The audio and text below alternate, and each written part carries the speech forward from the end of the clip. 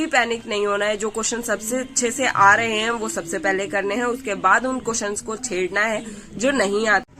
Hello friends, welcome back to our YouTube channel. मैं Pooja Dhillon. CRSE university या फिर आप किसी भी यूनिवर्सिटी से हैं, चाहे वो GJU है, MDU है या फिर आपकी कोई भी यूनिवर्सिटी जिसके अंदर आप BEd कर रहे हैं, उसका एग्जाम है। तो आपको एग्जाम कैसे लिखना है, पहले तो आपकी शीट कुछ इस तरीके से होगी। इस शीट को आपको क्या करना है, दोनों तरफ लाइनिंग खींचनी है, जैसा कि मैंने पहले बताया हुआ है। दोनों तरफ लाइन खींच के पेज को छोटा कीजिए। अब आज का जो टॉपिक है वो मैं लेने वाली हूँ ब्लूम टैक्सोनॉमी। ठीक है, ब्लूम टैक्सोनॉमी का पूरा क्वेश्चन आपको यहाँ दिखाई देगा। आपको क्या करना है, क्वेश्चन आपका ये ब्लूम टैक्सोनॉमी या तो सेकंड पे मिलेगा या थर्ड पे मिलेगा। आपको यहाँ क्वेश्चन नंबर 3 डालना है, फिर उसके बाद आपको आंसर डालना है यहाँ पर। ठीक है, आंसर डालने के बाद आप क्या करेंगे, यहाँ पर ब्लूम टैक्सोनॉमी लिखेंगे। अब आप यहाँ पर अपनी मर्जी से आप जिस भी लैंग्वेज में अपना कर रहे हैं वही करेंगे।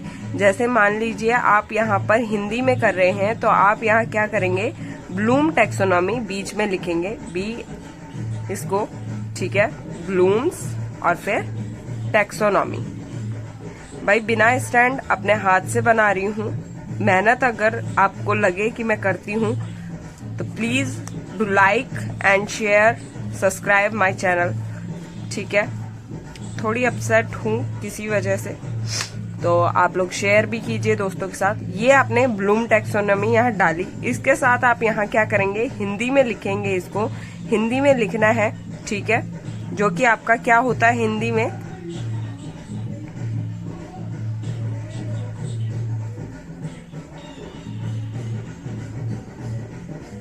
देशानात्मक, अनुदेशानात्मक उद्देश्य। ठीक है, ये आपको डालना है। ये आपने डाला। अब क्या करना है, आपको यहाँ पर 2 लाइन लिखनी है, कुछ भी लिख दीजिए। अनुदेशानात्मक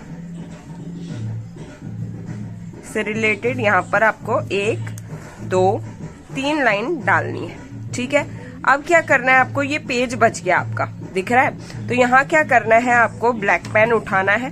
ब्लैक पेन उठाकर आपको एक लाइन छोड़ के लिखना है, शैक्षणिक। कल आपके पेपर में मिलेगा भाई ये क्वेश्चन, ठीक है। लक्ष्यों एवं अनुदेशनात्मक उद्देश्य में अंतर का रेखा चित्र बनाने से पहले ये जरूर लिखिएगा। अब आपको क्या करना है, गोले बनाने हैं। ठीक है, अब ये मैंने ज्यादा छोटा बन गया भाई मेरा, इसको हटाओ। यहाँ पर आप अपना बड़ा सा गोला बना दो। अब आपको क्या करना है, जितना बड़ा हो सके उतना बड़ा है, ज्यादा भी ऐसा नहीं है कि भद्दा ही लगे। शैक्षणिक, और ये नीचे आपका लक्ष्य, शैक्षणिक लक्ष्य हो गया, और बीच में आपका अनुदेशानात्मक। इतना बड़ा गोला बनाना है कि अंदर वाला आपका अंदर ही आ जाए। ये जो नाम आपको दिख रहा है अनुदेशानात्मक उद्देश्य, ये उस गोले में आना चाहिए। ठीक है, अब आपको पता चल रहा है ये दोनों इंटर रिलेटेड है, मतलब अनुदेशानात्मक जो उद्देश्य है वो शैक्षणिक लक्ष्य के साथ सिमिलर है, मिला हुआ है। ये हो गया आपका एक पेज कंप्लीट। अब पलटो, सेकंड पे चले जाओ। ठीक है, सेकंड पे जाने के बाद आपको क्या करना है, इसकी हेडिंग्स बनानी है। हेडिंग जब भी बनाओ, क्रॉस, ये आपकी हेडिंग्स बनेंगी। यहाँ पर जैसे ही आप बनाएंगे तो क्रॉस करना है आपको। आपने हेडिंग्स लिखी यहाँ पर 1-2 हेडिंग, या पॉइंट को भी आप अगर पैराग्राफ बना रहे हो, पैराग्राफ को भी आप ऐसे पॉइंट्स डाल दीजिए। ठीक है, पैराग्राफ्स को भी आपको 2-2, 3-3 लाइन का पैराग्राफ बनाना है, एक लाइन बीच में छोड़ते हुए। बीच में एक लाइन जरूर छोड़नी है ताकि आपका जल्दी क्या है, शीट फिल हो जाए और पेपर भी फिल हो जाए। जैसे एक क्वेश्चन के लिए हमने 8 पेज बोले हैं, ये आपका 1 पेज है, और ऐसे ही 8 पेज करने हैं आपको, मतलब 4 पेज करने हैं। ये सिंगल पेज को हम 1 पेज बोलते हैं, यानी 2 पेज, तो ऐसे 4 पेज आपको करने हैं, तो 8 पेज आपके हो जाएंगे। उसके बाद यहाँ पर इसके अंदर एक और है आपका, उद्देश्य के इन व्यापक और सीमित दृष्टिकोण और उनके प्रभाव क्षेत्र को निम्नलिखित रेखा चित्र से बताना है। यहाँ एक और रेखा चित्र यहाँ पर आ गया है, जिसके अंदर हेडिंग्स मैं बता देती हूँ। पहली हेडिंग है आपकी शैक्षणिक लक्ष्य, ठीक है। फिर दूसरी हेडिंग है शैक्षणिक उद्देश्य। फिर है आपकी अनुदेशनात्मक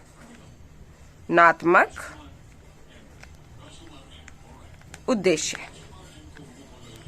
अब आप देख रहे हैं कि मेरी ये 3 लाइन आ गई।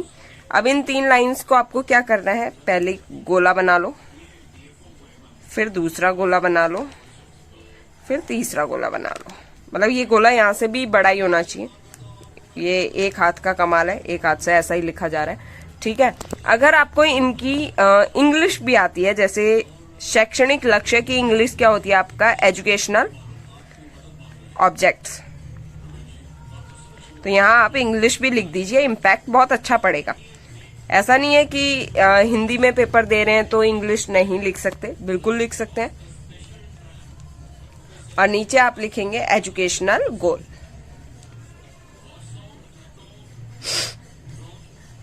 ये आपने एजुकेशनल गोल में 2 पेपर पूरे हो गए।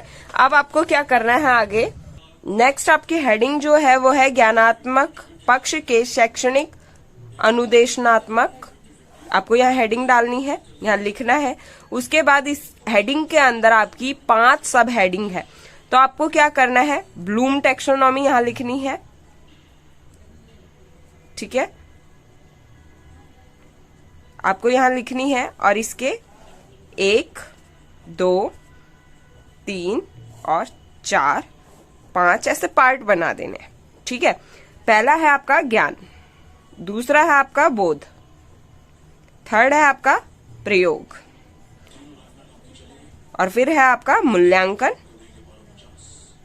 सभी आप इस चैप्टर में पढ़ेंगे तो थोड़ा थोड़ा सब याद हो ही गया होगा आपको, तो क्वेश्चन याद करने की जरूरत भी नहीं है। संश्लेषण, अब इनके बारे में क्या करना है, इनके भी कुछ हेडिंग्स हैं। आप चाहें तो इनके नीचे ऐसे पॉइंट बना के वो हेडिंग्स लिख सकते हैं अगर याद हैं तो, और अगर याद नहीं है तो आप यहाँ डायरेक्ट यहाँ पर गोला बनाओ, ज्ञान की हेडिंग डालो ब्लैक पेन से, मेरा ब्लैक पेन थोड़ा कम चल रहा है, ज्ञान की हेडिंग डालो और यहाँ से लिखना स्टार्ट करो। यहाँ आपने 1 लाइन लिखी, इसके नीचे बिल्कुल नहीं लिखना, यहाँ से लिखो, यहाँ से लिखो, 2 मतलब 3-4 लाइन इनफ, उसके बाद नहीं लिखना है। ज्ञान लिखा, ज्ञान के अंदर अब पार्ट्स है। जो पहला ज्ञान आप लिखेंगे, ज्ञान के पार्ट्स हैं, जैसे कि इसके टोटल जो मैं पार्ट बताऊं ज्ञान के, आपको यहाँ पर 3 पार्ट दिए गए हैं। आप चाहो तो ज्ञान के यहाँ पे ऐसे 3 पार्ट बना सकते हो, या फिर आप यहाँ ज्ञान लिखो और फिर 1, 2 और 3, ठीक है। फिर दोबारा आपको ज्ञान को एक्सप्लेन भी करना है। ये 3 पार्ट आपके कौन कौन से हैं, विशिष्टताओं का ज्ञान, ठीक है, विशिष्टताओं का ज्ञान है। इसके अंदर भी आपके बहुत सारे पॉइंट्स हैं, 2 पॉइंट हैं आपके, वो है पदों का ज्ञान, दूसरा है विशेषण तथ्यों का ज्ञान। फिर आपका विशेषण ज्ञान के संबंध स्थापित करने के उपयोग एवं परंपराएं। तो इसके अंदर भी आपके 5 पॉइंट है। आप वो पॉइंट चाहो तो ऐसे टेबल सी बनाकर लिख सकते हो, वरना आप क्रॉसिंग करके, नंबरिंग नहीं डालनी है। गोल स्टार, ये आपको काटा, गोला, त्रिभुज यानी त्रिकोण, बॉक्स, स्क्वायर बना के, या फिर आप सिंपल गोला बना के, ये आपकी मर्जी, आप कैसे अपना पेपर रिप्रेजेंट कर रहे हैं। तो जो आपकी ब्लूम टैक्सोनॉमी है उसमें ज्ञान, बोध, इन सारों से आपके ऑलमोस्ट पेपर जो है कवर हो जाएंगे। 2 आपने यहाँ पर रेखा चित्र बना दिए हैं, आपने एक ये आउटलेट बनाया है जिसके अंदर आपके सारी चीज आ गई ऑलमोस्ट। ये आप पूरा एक पेज के अंदर बना सकते हैं, बहुत ही सुंदर दिखाई देगा। और लास्ट में लिखना निष्कर्ष बिल्कुल मत भूलिएगा। सुंदर सुंदर जरूरी नहीं है। मैंने कितनी अच्छी राइटिंग लिखी है, देखो इस राइटिंग पे 1 लाइक तो बनता है, जल्दी से दबाओ लाइक का बटन, सब्सक्राइब का भी दबाओ जल्दी से, और शेयर भी कर दो अपने दोस्तों तक। तो ये आपका क्या है, इस तरीके से आपको आपका पेपर अटेम्प्ट करना है।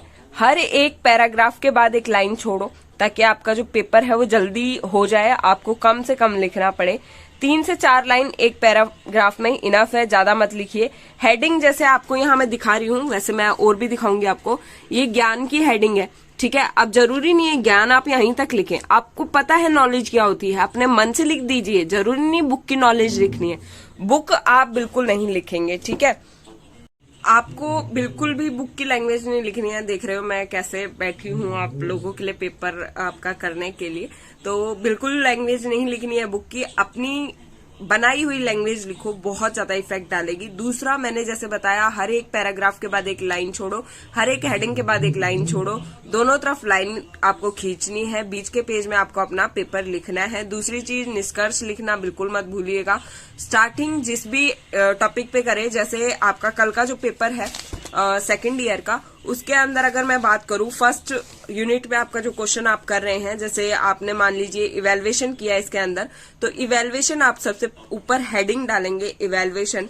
उसके बाद अगर आप यहाँ पर ब्लूम टैक्सोनॉमी कर रहे हैं तो सबसे ऊपर डालेंगे ब्लूम टैक्सोनॉमी। अगर आप एनसीएफ कर रहे हैं तो आप डालेंगे एनसीएफ वहां पर, ठीक है। मेन हेडिंग आपको सबसे ऊपर डालनी है जिस भी क्वेश्चन की आप कर रहे हैं। सेकेंड यूनिट की अगर बात करें, अगर आप कर रहे हैं असेसमेंट टूल कर रहे हैं या आपका अचीवमेंट टेस्ट कर रहे हैं, तो आप हेडिंग डालेंगे उसको सबसे ऊपर, अचीवमेंट टेस्ट या असेसमेंट टूल्स, जो भी आपको डालना है, जो भी आप क्वेश्चन अटेम्प्ट कर रहे हैं। बिल्कुल भी पैनिक नहीं होना है। जो क्वेश्चन सबसे अच्छे से आ रहे हैं वो सबसे पहले करने हैं, उसके बाद उन क्वेश्चंस को छेड़ना है जो नहीं आते, और उनको भी छोड़कर नहीं आना है। आप उस यूनिट में से आपको जो भी आता है बस हेडिंग डाल के लिखते जाइए, ठीक है। All the very best and please do like, share and subscribe my channel. Have a great day and happy Janmashtami to all of you, all my YouTube family जो मुझसे जुड़े हुए हैं, दिल से जुड़े हुए हैं। Thank you so much, I love you all and take care.